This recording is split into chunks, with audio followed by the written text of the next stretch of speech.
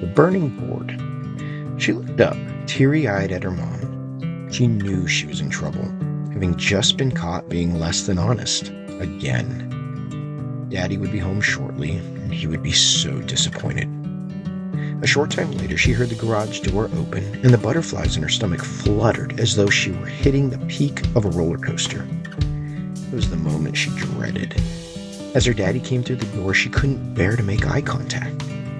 She silently watched him put his work stuff down, her heart now racing. He turned. His face eagerly anticipated his welcome home hug, only to be met with teary eyes too ashamed to even look up. Daddy knew. He always knew. She had to beat him to the question she knew was coming. "I lied again today," she blurted out as the sobs began to roll. She never wanted to lie, but it just seemed to happen. He didn't say a word. With a soft, unreadable face, he allowed silence to captivate the moment.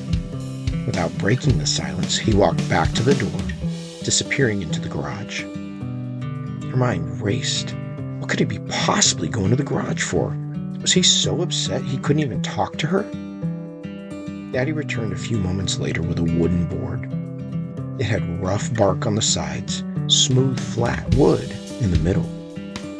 He had his wood-burning pen in the other hand and motioned for her to follow.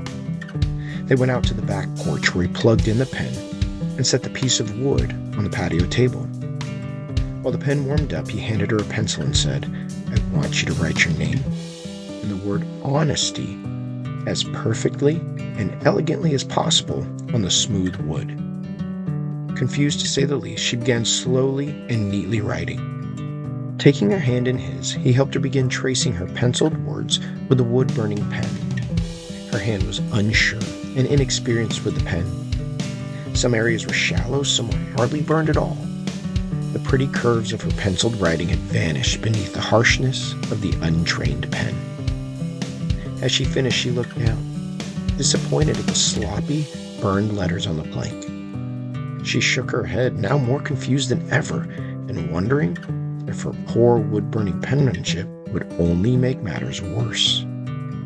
Gently smiling, he placed his arm around her, pulling her close as he softly stated, "Much like the wood in front of you, the godly virtues of this life appear so simple and elegant on the surface.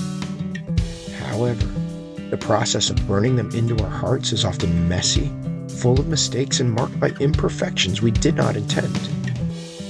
Those messes, those mistakes, and those imperfections are the very things that our Father in heaven uses to move us from the rough bark on the outside to the smooth, beautiful finish on the inside."